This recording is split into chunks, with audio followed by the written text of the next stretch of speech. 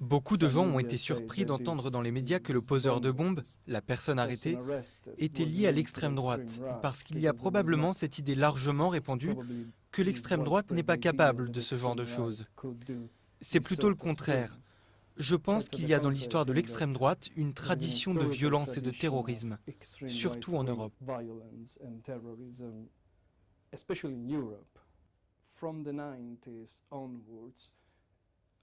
Depuis les années 90, ils avaient aussi des problèmes avec les réfugiés. Il y avait un afflux de réfugiés dans la région. Immédiatement, des partis politiques ont commencé à critiquer le fait que les immigrants ou réfugiés profitaient en réalité de l'État-providence, au lieu que ce soit des locaux, des nationaux.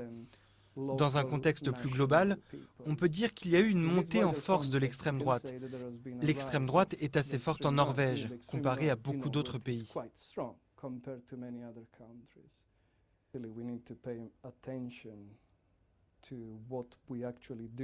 Nous devons faire attention à ce que nous faisons et surtout à ce que les politiciens disent quand ils parlent de culturalisme, multiculturalisme, ethnicité, de multi-ethnicité, dans le sens où c'est devenu très clairement le terrain de chasse de certains partis d'extrême droite.